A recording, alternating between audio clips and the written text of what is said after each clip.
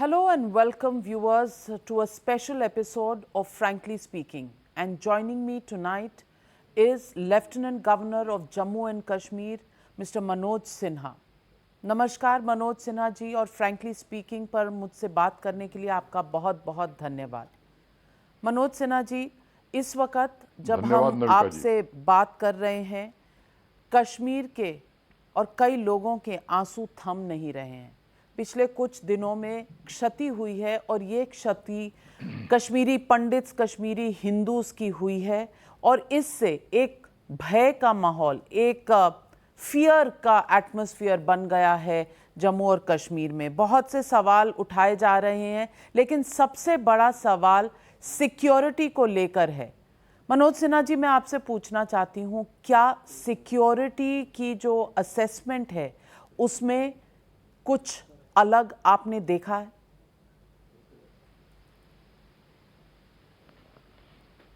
ये सही है कि पिछले 3-4 दिनों में कुछ बहुत ही दुर्भाग्यपूर्ण घटनाएं हुई हैं। मैं मृतकों के प्रति श्रद्धांजलि अर्पित करता हूं और उनके परिजनों के प्रति गहरी संवेदना व्यक्त करता हूं।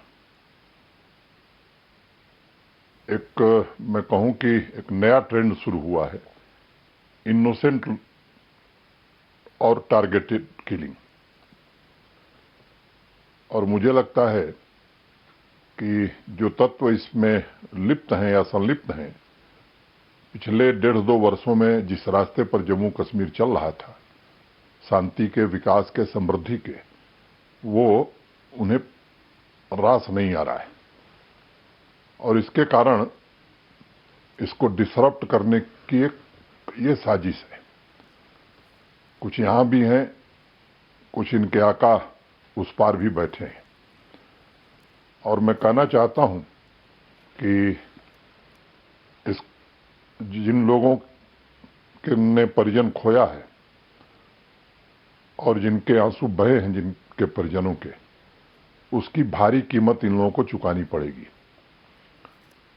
ये सच है कि ये घटनाएं बहुत ही दुर्भाग्यपूर्ण हैं और मैं इसे स्वीकार करता हूं कि ये हमारी जिम्मेदारी है कि यहाँ के हर एक नागरिक के जान माल की हिफाजत हम करें।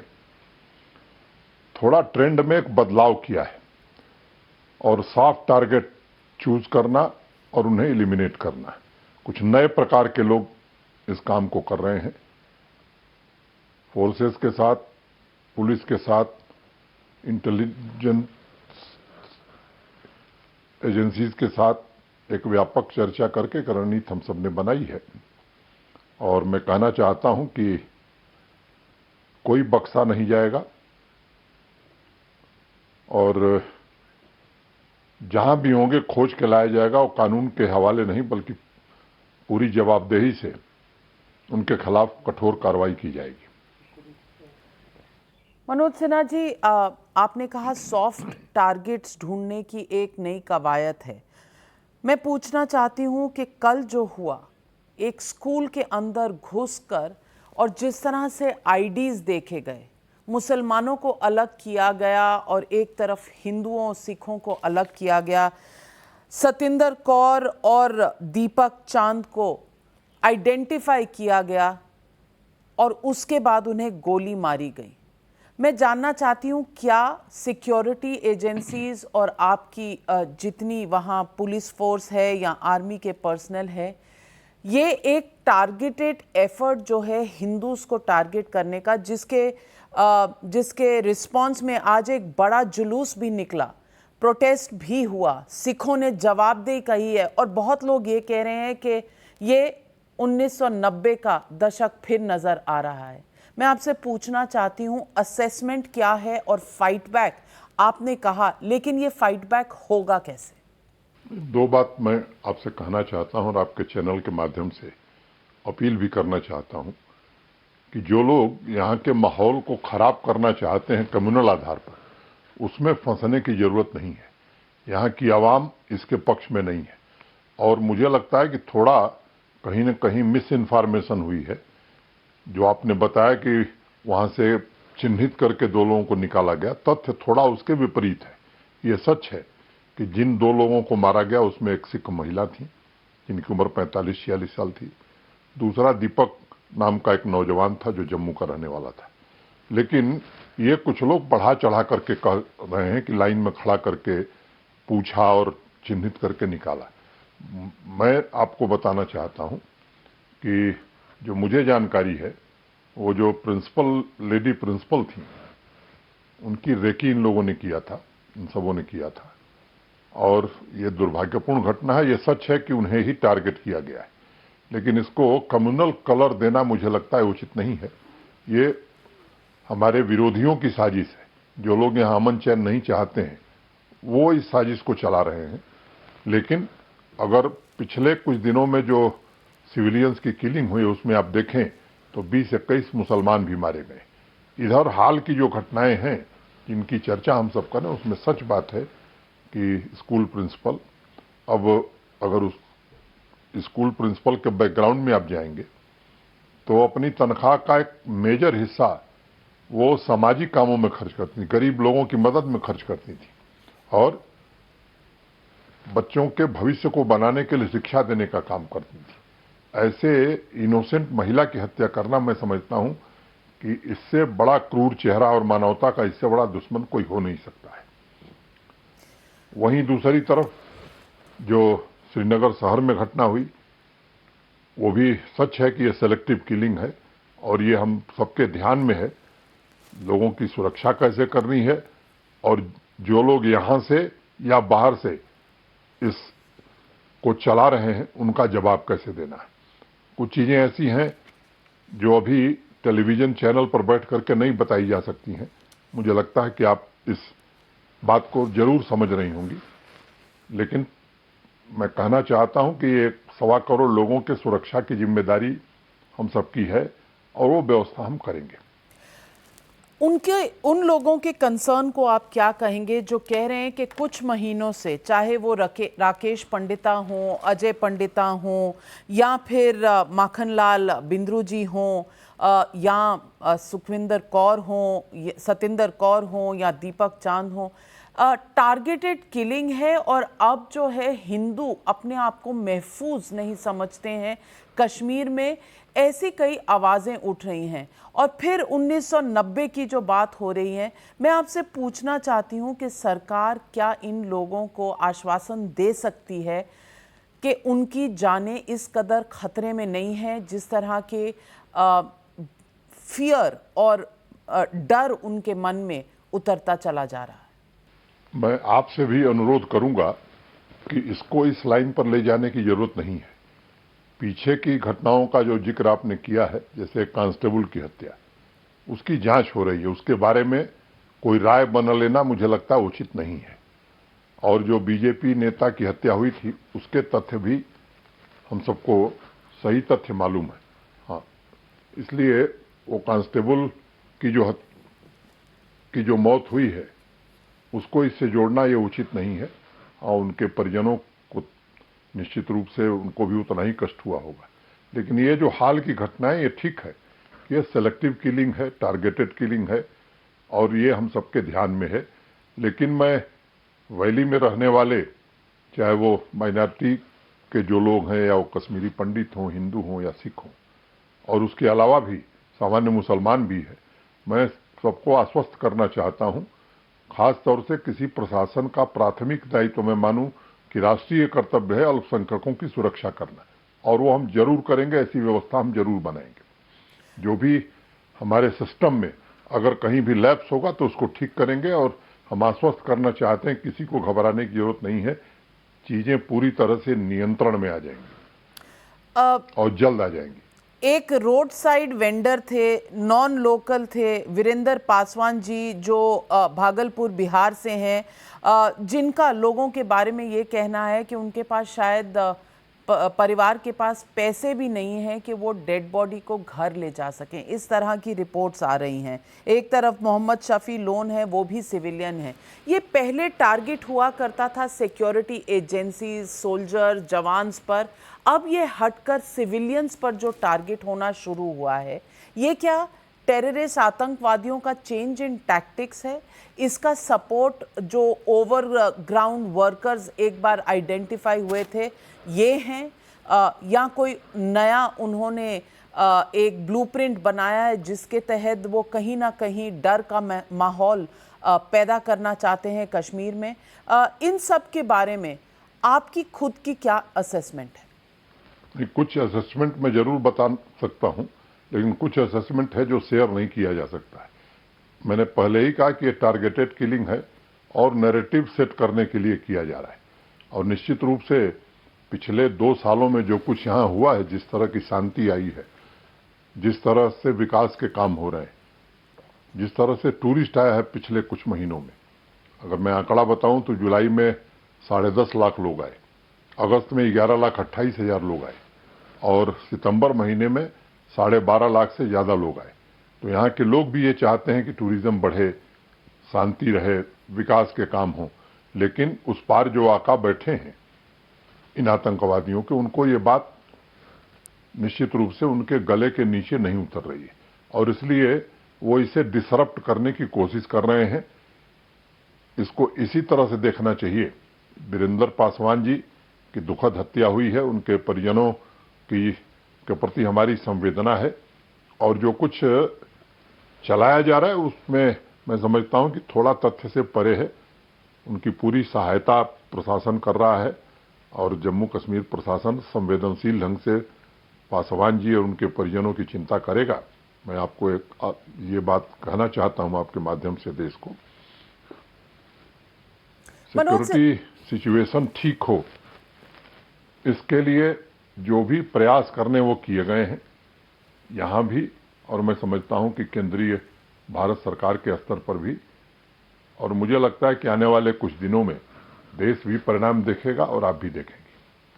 मनोज सिन्हा जी, कल रात को ही अनंतनाग में सीआरपीएफ ने एक सिविलियन की गोली मारकर हत्या की। कुछ इस तरह का शक शुबा था कि नंबर प्लेट नहीं है और भागने की कोशिश है, शायद आतंकवादी हो, और इस पर काफ़ी टिप्पणियां हुई हैं सियासी तौर पर। महबूबा मुफ्ती जी ने इसे नीजक रिएक्शन कहा है और उमर अब्दुल्ला जी ने भी क्रिटिसाइज किया है कि अब फिर से जो सिक्योरिटी फोर्सेस हैं वो ट्रिगर हैप्पी हो जाएंगे। कंसर्न है कि कहीं सिक्योरिटी एजेंसीज डिफेंसिव पर होकर इस कदर के स्टेप्स उठा रही है क्या? ये सवाल उठाया है नेशनल कॉन्फ्रेंस ने भी, पीडीपी ने भी। मैं आपको 2 बात बताना चाहता हूं। एक तो मैं एक आग्रह करना चाहता हूं कि इसको राजनीति का विषय कोई न बनावे। ये सेंसिटिव मुद्दा है और सिक्योरिटी कंसर्न को उसी तरह से देखने की आवश्यकता है। हाँ, ये सच है कि ऐसी परिस्थिति में अगर बिना नंबर की गाड़ी जा रही है, पुलिस नाके पर चेकिंग लगातार हो रही है, एक तरफ सामान्य लोगों की जान भी बचानी है, तो इसके लिए भी तो कार्रवाई करनी है। और बिना नंबर की गाड़ी अगर जा रही है तो स्वाभाविक रूप से सिक्योरिटी एजेंसीज को शक होगा। और ये इंस्ट्रक्शन बड़ा साफ है कि किसी इनोसेंट की किलिंग नहीं होनी चाहिए। लेकिन आप खुद समझिए कि कोई बिना नंबर की गाड़ी जा रही है, उसको रोका जा रहा है नाके पर, और तेज स्पीड में अगर गाड़ी आगे बढ़ेगी तो फोर्सेस क्या करेंगी? वो टारगेट करके नहीं मारा गया था, गाड़ी पर उन्होंने गोली चलाई थी, गाड़ी पंचर करने के लिए। और ये जानकारी मिली है कि एक व्यक्ति वहां मृतक पाया गया, 600-700 मीटर दूर जाकर के गाड़ी रुकी, ड्राइवर फरार था, वो भी गिरफ्तार कर लिया गया है। मामले की जांच हो रही है और जांच के बाद तथ्य सामने आ जाए तो फिर मैं आपको बताऊंगा। मनोज सिन्हा जी, लोगों ने फिर सवाल उठाए हैं और इस वक्त आप शायद सियासी सवालों पर बचना मुश्किल समझेंगे, क्योंकि शशि थरूर जी ने, कांग्रेस पार्टी ने कहा है कि बीजेपी की जो पूरी कश्मीर पॉलिसी है उस पर उन्होंने सवालिया निशान लगा दिया है कि 5 अगस्त जब 2019 में 370 का एब्रोगेशन हुआ, उसके बाद यहाँ शांति मुहैया कराने का एक वादा किया था आपने देश से, और वो शांति मुहैया नहीं हो रही। लोगों की सिक्योरिटी में सेंध कहीं ना कहीं पाया जा रहा है और ऑपोजिशन पार्टीज इस वक्त सवाल उठा रहे हैं कि क्या ये सही स्टेप था इस वक्त कश्मीर के लिए। इस पर आपका क्या जवाब रहेगा? मैं बहुत सीधी बात आपसे करता हूं। शशि थरूर जी एक पार्लियामेंट्री कमेटी के चेयरमैन हैं। पिछले दिनों कश्मीर आए थे, मुझसे उनकी मुलाकात हुई थी, विस्तृत चर्चा हुई थी। मैं आपसे अनुरोध करूंगा कि उनके ट्वीट को पढ़िए और जरा देश के सामने उसको रख दीजिए। उन्होंने खुद ही एक बात कही थी कि स्थिति काफी बेहतर हो गई है। हाँ ठीक है, एक दो घटनाओं को लेकर के मैं समझता हूं कि पूरी नीति पर सवाल उठाना या 2 साल की शांति पर सवाल उठाना ये उचित नहीं है। हम तो इन 2 घटनाओं के लिए भी खुद को जिम्मेदार मानते हैं और पूरी जिम्मेदारी से इस स्थिति को बदलने की कोशिश हम करेंगे। लेकिन मैं आपको बहुत जिम्मेदारी से बात कहना चाहता हूं कि लॉ एंड ऑर्डर का जहां तक सवाल है वो पूरी तरह से नियंत्रण में है, एक अच्छी स्थिति है। आप क्राइम के डेटा देख करके बता सकती हैं एनसीबी के। और दूसरी बात, 2 घटनाएं हुई हैं और इनसे भी हम निपटेंगे और अच्छे से निपटेंगे। सिक्योरिटी फोर्सेस में कोऑर्डिनेशन अच्छा है और हमको पूरा भरोसा है अपने आर्मी के बहादुर जवानों पर, पैरामिलिट्री फोर्स के बहादुर जवानों पर और जम्मू कश्मीर पुलिस के जवानों पर, जिनकी एक हिस्ट्री रही है शहादत की। देश के लिए, यहाँ की शांति और सुरक्षा के लिए उन्होंने अपने प्राणों की कभी चिंता नहीं की। यहाँ अमन चैन हो इसकी बराबर चिंता की है। और ये स्वाभाविक है कि ऐसे समय कुछ लोग जो बहुत दिनों से चुप थे वो भी बोलने लगे हैं। लेकिन मैं ऐसी किसी घटना का जिक्र नहीं करना चाहता हूं जो पिछले दिनों क्या क्या हुआ है। मुझे लगता है आप भी जानती हैं, देश भी जानता है। मनोज सिन्हा जी, सवाल ये भी उठता है कि ये सिर्फ सियासी बातें हैं। लोग ये पूछ रहे हैं कि क्या इस वक्त, क्योंकि डोमिसाइल सर्टिफिकेट्स दिए जा रहे हैं, कश्मीरी पंडित के वापस आने की बात हो रही है, उनके लिए घर और उनके लिए रोजगार मुहैया कराने की बात की जा रही है, क्या इस वजह से आतंकवादियों को लगता है कि ये जो काम चल रहा है कॉन्फिडेंस बिल्डिंग का, ये कहीं ना कहीं रोक दिया जाए? और इसमें आप सिर्फ समझते हैं कि जितने आका हैं वो बॉर्डर के उस पार हैं या यहाँ से भी मदद है उनको? मैंने पहले ही, आप जो बात अभी कह रही हैं, मैंने पहले ही कहा कि ये नैरेटिव चेंज करने की एक कोशिश है। श्रीनगर में घटना करिए, अंतर्राष्ट्रीय जगत में उसकी चर्चा होगी। सबसे सॉफ्टेस्ट टारगेट पकड़िए, मुझे लगता है कोई मेहनत भी नहीं है और फिर वो नेशनल न्यूज बनेगी। और ये सच है, जिन बातों का आपने जिक्र किया है, स्वाभाविक रूप से ये बात उन लोगों को रास नहीं आ रही है कि यहाँ शांति हो, यहाँ विकास हो, यहाँ संपन्नता आवे। और जिन कदमों की आपने बात की है वो कदम सोच समझ के उठाए गए हैं और इन घटनाओं से वो कदम पीछे नहीं लिए जाएंगे, पूरी दृढ़ता के साथ मैं कहना चाहता हूं। और एक बात और कहना चाहता हूं कि ये ठीक है कि उस पार हो, उनका समर्थन करने वाले कुछ लोग यहां भी हैं। तो मैं पूरे इकोसिस्टम की बात कर रहा हूं, जो टेरर और टेरर फंडिंग और इस तरह का इकोसिस्टम चला रहे हैं, उनको जड़ से समाप्त करना, ये इस सरकार की नीति है, दिल्ली से लेकर के और श्रीनगर तक। और मैं बहुत जिम्मेदारी से बात कहना चाहता हूं कि we are not interested in buying peace, we are going to establish peace permanently here. Peace खरीदने में हमारा भरोसा नहीं है, हम यहां पीस स्थापित करना चाहते हैं और निश्चित रूप से करेंगे। मनोज सिन्हा जी, महबूबा मुफ्ती जी ने यह भी आरोप लगाया था कि सईद शाह गिलानी, जिन्हें एक बहुत बड़ा एक ऐसा सिंबल माना जाता था कि बॉर्डर पार के आका उनके थ्रू ऑर्डर भेजते थे कश्मीर में, और उनकी मौत के बाद महबूबा मुफ्ती जी ने ये स्टेटमेंट दिया था कि ज़बरदस्ती आपकी सरकार ने उनको दोबारा हाउस अरेस्ट में रखा और ये आप हर वक्त आपका यही कदम होता है कि हाउस अरेस्ट कर दिया जाए, पीएसए लगा दिया जाए, जो आपने अगस्त 5 2019 में भी किया था। इस क्रिटिसिज्म का क्या जवाब है? मैं बाकी लोग क्या कहते हैं इस पर प्रतिक्रिया देने नविका जी मैं आपके सामने नहीं बैठा हूं। जहां तक गिलानी की मृत्यु का सवाल है, जो रिचुअल्स होते हैं वो पूरे सम्मान से हुए, उनके परिजन थे, उनके रिश्तेदार थे, और मैं समझता हूं कि उसमें कोई प्रशासन ने व्यवधान नहीं पैदा किया। हाँ, कुछ आशंकाएं व्यक्त की जा रही थी, मुझे लगता है कि उन आशंकाओं को खारिज करने में हम प्रशासन सफल रहा। मैं पूछना चाहती हूं कि सीआईडी इंस्पेक्टर परवेज अहमद दर, जिनको जून में इस साल गोली मारकर जिनकी हत्या कर दी गई थी, उनके पड़ोसी ने ही शायद उन्हें मौत के घाट उतारा था, और वो उनकी आखिरी वक्त की फ्यूनरल में भी शामिल थे। तो ये क्या एक चेंज इन अप्रोच है, और क्या इस स्ट्रैटेजी के बाद जो सिक्योरिटी फोर्सेस ने कहा कि हम टारगेटेड टेररिस्ट को अटैक करेंगे, ना कि सिर्फ ओवरग्राउंड वर्कर्स का के मालूमात इकट्ठा करेंगे, क्या ये पॉलिसी आपकी सफल हो रही है, या ये रीसेंट स्पेट ऑफ अटैक्स के बाद this policy needs a relook? ऐसे केसेस में कोई परमानेंट पॉलिसी नहीं होती है। पॉलिसी बराबर जरूरत के हिसाब से बनाई जाती है, और वो जम्मू कश्मीर पुलिस और फोर्सेस मिलकर के कर रही हैं।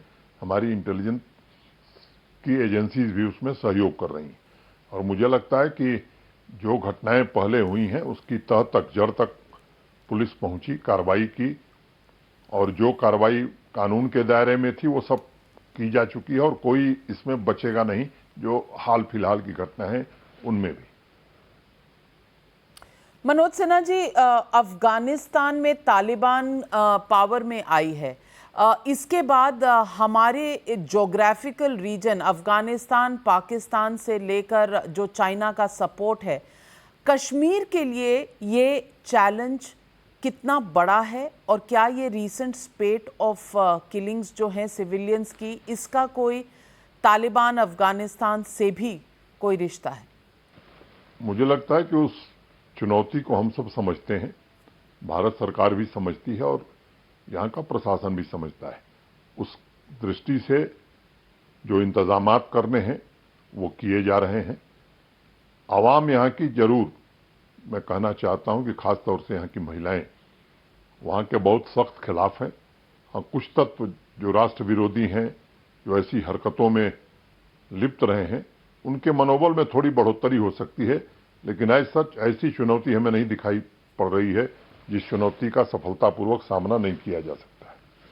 मनोज सिन्हा जी, लेकिन सेपरेटिस्ट लीडर सैयद अली शाह गिलानी के डेथ के बाद गजवाए हिंद के पोस्टर सारे कश्मीर में देखे गए थे, और कुछ लोगों का ये कहना है कि ये जो गजवाए हिंद की बात उस वक़्त कही गई थी, इसका सपोर्ट पाकिस्तान अफगानिस्तान से ज़रूर हो सकता है। इनको कितनी सपोर्ट है ज़मीन पर, इसका क्या आकलन है आपका और सिक्योरिटी एजेंसीज का?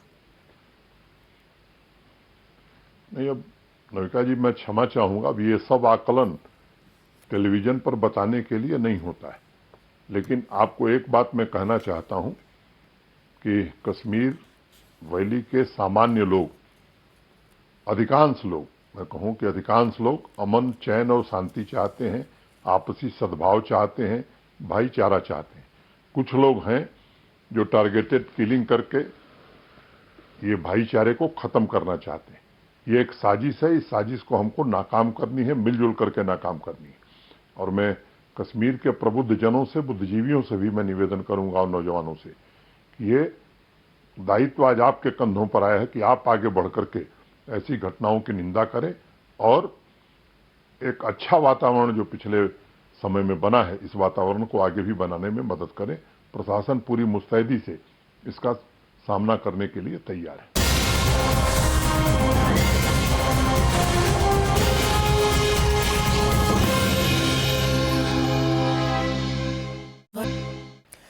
मनोज सिन्हा जी, आपने कल भी प्रेस कॉन्फ्रेंस में एक बात कही थी, और आपने कहा था कि ये जो एक लॉबी है जो नैरेटिव बनाना चाहती है, ये लॉबी बिल्कुल शांत बैठी हुई है। अब इन्हें सिर्फ क्रिटिसिज्म के कुछ नहीं मिल रहा। ये टेररिस्ट को कभी क्रिटिसाइज नहीं करते, आतंकवादियों को क्रिटिसाइज नहीं करते। महबूबा मुफ्ती की जो स्टेटमेंट्स आती हैं कि टेररिस्ट को हमें बचाना चाहिए, ये छोटे बच्चे हैं, इस बात को कभी क्रिटिसाइज नहीं करते। मैं आपसे जानना चाहती हूँ कि ये लॉबी जो है ये सिर्फ एक सियासी तौर पर बीजेपी सरकार के डिट्रैक्टर्स हैं या इनके मंसूबे इसके आगे तक हैं? देखिए, मैं इसको इस तरह से कहता हूं, किसी सरकार की आलोचना करना, किसी राजनीतिक दल की आलोचना करना, मुझे लगता है लोकतंत्र में इसकी आजादी मिली हुई है लोगों को। लेकिन देश की इंटीग्रिटी का सवाल खड़ा हो, देश की सिक्योरिटी का सवाल खड़ा हो, उस पर कोई इस तरह की बात करे, मैं समझता हूं ये उचित नहीं है और इसका ध्यान लोगों को रखना चाहिए। मैं यही कहूंगा, बाकी देश के नागरिक समझदार हैं, हम क्या कह रहे हैं वो भी समझते हैं और दूसरे लोग क्या कह रहे हैं उसको भी वो ठीक से समझते हैं और समय आने पर मुझे लगता है फैसला भी वो ठीक करते हैं।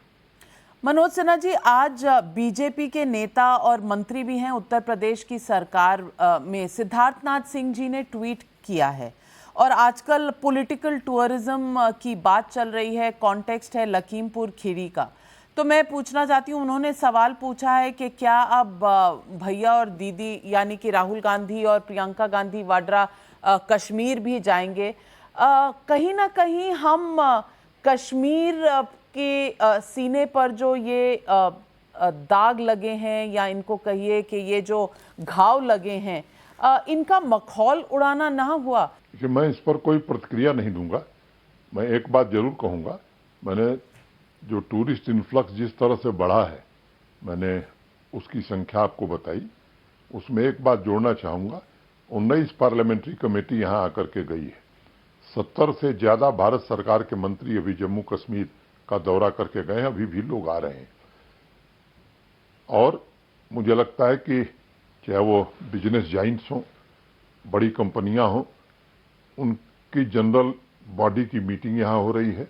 तो यहां का जो वातावरण था, इस वातावरण को कैसे बिगाड़ा जाए, कैसे ये संदेश दिया जाए कि नहीं यहां सब कुछ ठीक नहीं है, मात्र इसके लिए घटनाएं हुई हैं और उसको हम उसी परिप्रेक्ष्य में देखते हैं। आपने निवेश की बात कही, बड़ी कंपनियों की बात कही कि निवेश के लिए लोग आ रहे हैं, जनरल बॉडी मीटिंग्स कर रहे हैं कश्मीर में। लोगों को आप बता सकते हैं कि पिछले 2 सालों में और खास करके पिछले 1 साल से जब से आप वहाँ हैं, कितना निवेश कश्मीर के लिए प्रॉमिस हुआ है और कितनी जॉब्स क्रिएशन हुई हैं और किस तरह से माहौल सुधारा गया है आम आदमी के लिए? स्कूल, कॉलेज, मेडिकल फैसिलिटीज़, इसके बारे में कश्मीर में ऑन द ग्राउंड कितनी डेवलपमेंट हुई? पहली बात मैं इंडस्ट्री से शुरू करता हूं। भारत सरकार ने प्रधानमंत्री जी के नेतृत्व में एक इंडस्ट्रियल स्कीम यहां के लिए घोषित की और मैं कहना चाहता हूं कि उस स्कीम की घोषणा के बाद जो जम्मू कश्मीर प्रशासन को करना था, पिछले 5-6 महीनों में उस काम को हमने किया और आज की तारीख में हमारे पास 26,000 करोड़ के इन्वेस्टमेंट के प्रस्ताव आ चुके हैं। और ये वो प्रस्ताव हैं जिन्होंने बाकायदे अपनी डीपीआर जमा की है, हमारे इंडस्ट्री डिपार्टमेंट को पैसा जमा किया है। उसमें से मोटे तौर पर 3,500 करोड़ की स्वीकृति और उनको लैंड अलॉटमेंट का काम भी पूरा किया जा चुका है। बाकी लोगों के भी प्रस्ताव जल्द ही मुझे लगता है कि आने वाले 1.5-2 महीने में क्लियर कर दिए जाएंगे। तीसरी बात मैं उसमें जोड़ना चाहता हूं, ये वो प्रस्ताव हैं जो ऑफिशियली हमारे इंडस्ट्री डिपार्टमेंट के पास रिसीव्ड है। एक प्राइवेट लैंड पर इंडस्ट्रियल स्टेट बनाने की अनुमति भी हमने दी है, नया कानून बनाया है। उसमें भी देश के बड़े औद्योगिक घराने जमीन मालिकों से बात कर रहे हैं। उसका कोई आंकड़ा हमारे पास नहीं है। जब ये पॉलिसी बनी थी तो मुझे लगता था कि 25,000-30,000 करोड़ का इन्वेस्टमेंट आएगा, 5-6 लाख लोगों को रोजगार मिलेगा। लेकिन अब जिस तरह का उत्साह मैं देख रहा हूं, मुझे लगता है ये आंकड़ा 50,000 करोड़ के ऊपर जाएगा और जम्मू कश्मीर के 10 लाख युवाओं को रोजगार मिलेगा। खूबसूरत बात यह है कि केवल श्रीनगर जम्मू नहीं बल्कि पिछड़े जिलों में भी और ब्लॉक लेवल पर भी इंडस्ट्री आ रही है, ऐसे प्रस्ताव हमें मिल रहे हैं। दूसरी बात मैं कहना चाहता हूं कि जैसे आपने कहा कि हेल्थ सेक्टर में, तो आपको मालूम है कि 2015 के पहले यहां केवल 3 मेडिकल कॉलेज होते थे। आज भारत के प्रधानमंत्री जी के कारण 7 नए मेडिकल कॉलेज यहां नए स्वीकृत हुए, जिसमें 5 फंक्शनल हैं, 2 और फंक्शनल होने जा रहे हैं। भारत के प्रधानमंत्री जी के कारण 2 नए एम्स यहां मिले, 2 कैंसर इंस्टीट्यूट मिले, बोन इंस्टीट्यूट मिला। तो इस तरह की ढेर सारी सुविधाएं प्रधानमंत्री जी ने जम्मू कश्मीर को दी हैं। शायद एक इतने छोटे यूटी में 2 एम्स, आप खुद समझ सकती हैं कि कितनी बड़ी पहल भारत सरकार की या प्रधानमंत्री जी की है। अभी कोविड का मैनेजमेंट हो या उस दृष्टि से डीआरडीओ के 2 अस्पताल श्रीनगर और जम्मू में बनाना हो या वैक्सीनेशन, तो आज हम कह सकते हैं कि 18 साल के ऊपर के बच्चों, 18 साल के ऊपर के लोगों का 94% वैक्सीनेशन हमने समाप्त कर लिया है। मोटे तौर पर 4 जिले हमारे 100% हो गए। सेकेंड डोज भी हम 38% के आसपास पहुंच गए। तो हमारी कोशिश है कि वैक्सीनेशन का काम हम जल्दी से जल्दी खत्म कर लें और 10th और 12th के क्लासेस हम चला रहे हैं। वैक्सीनेशन हो जाने के बाद बाकी बच्चों के भी पढ़ाई लिखाई का इंतजाम हम देखेंगे। दूसरी बात मैं कहना चाहता हूं कि अगर मैं कुछ आंकड़ों की बात करूं तो शायद स्थिति ज्यादा स्पष्ट होगी। जो आंकड़े हेल्थ के कुछ सर्वे होते हैं, 2015-16 में नेशनल मॉर्टेलिटी रेट 23.1% था, जो 19-20 में 9.8 हो गया। इन्फेंट मॉर्टेलिटी रेट 15-16 में 32.4 था, जो घट करके 16.3 हो गया। अंडर 5 मॉर्टेलिटी रेट ये 37.6 था 15-16 में, जो घट करके 18 हो गया। इस तरह के ऐसे 10-12 आंकड़े हम बता सकते हैं आपको, जिसमें सब्सटेंशियल गिरावट आई है।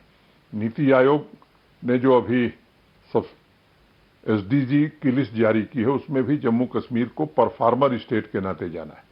तो हर क्षेत्र में मैं कह सकता हूं, अगर आप देखें जोजिला टनल अभी खुल गई, जडमोर टनल, बनिहाल टनल, अभी श्री नितिन गडकरी यहीं से होकर के गए हैं। नेशनल हाईवे का बड़ा इंफ्रास्ट्रक्चर यहां बन रहा है, आने जाने की सुविधा हो रही है। जो रेलवे का ब्रिज है चिनाब नदी पर, जिसे हम एफएल टावर्स से जिसकी ऊंचाई ज्यादा है, उसका भी काम अंतिम चरण में है। तो मैं उम्मीद करता हूं कि कश्मीर कन्याकुमारी से रेल लिंक से भी जुड़ जाएगा और यहां से कार्गो भी शुरू हो गया। इंटरनेशनल फ्लाइट हम शारजाह के लिए शुरू करने जा रहे हैं।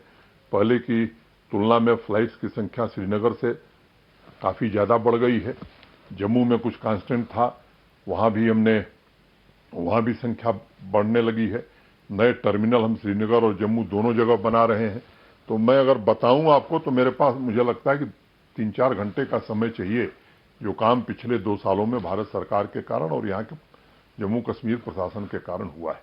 नौजवान और महिला, ये हमारी प्राथमिकता में रही है। मिशन यूथ के नाम से हमने अनेक कार्यक्रम किए और आपको तो मालूम है कि यहाँ किस तरह से एक बड़े समुदाय के साथ मैं समझता हूं कि भेदभाव किया गया, चाहे वो वाल्मीकि समाज के लोग हों, पिछड़े लोग हों या ट्राइब के लोग हों, यहाँ की बच्चियां हों, यहाँ की बहनें हों, वेस्ट पाकिस्तानी रिफ्यूजी हों।